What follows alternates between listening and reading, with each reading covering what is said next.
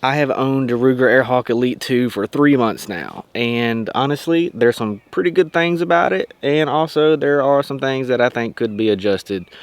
But at the end of the day, I'm really trying to figure out if this is the rifle that I would bring on a camping trip slash squirrel hunt. And let's break down everything that I feel like everybody needs to know. So without further ado, let's crack into it. So let's talk about the weight. This thing comes in at 7 pounds. Without the scope, put the scope on, you're looking around 7.5 pounds.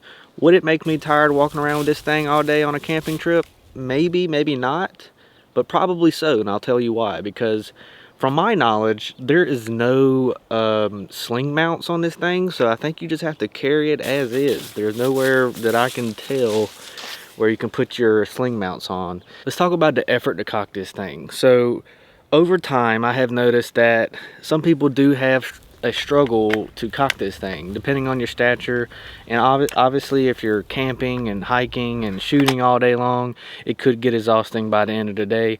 But with the power this thing delivers between 1,000 and 1,200 feet per second, I can see that there is kind of going to be like some kind of trade-off. So but at the end of the day, just keep that in mind, that if you do plan on shooting this thing anywhere from 10 to 30 times a day, you could find yourself being exhausted.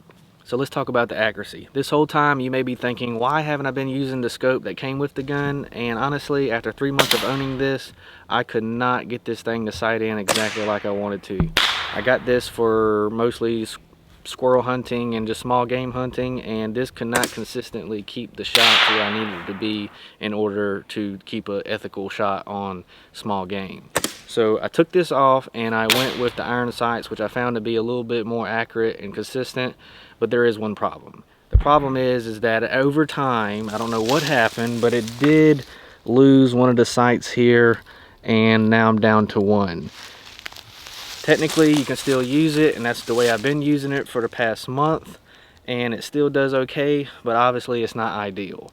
So not sure what they did here for the manufacturing, but it's definitely not something that can hold up to, you know, everyday use. So all in all, the accuracy I believe is okay, but I think you would have to invest some money into getting a different scope, because this one, in my opinion, did not do the job. Maybe I got a fluke, I don't know, but I would definitely invest money into getting another scope. I said all those things to say this: would I buy it again? And would I take this thing squirrel hunting and camping with me? The short answer is yes. For $130, I don't think you can really go that bad. It's a good value for what you get. So on Among the Outdoors, what we do is we test gear to the full extent of exactly what I think everybody wants to see before they purchase something. So if you like stuff like that, hit subscribe, and we'll see you next time. So I said all those things to say this: would I buy it again, and will I take it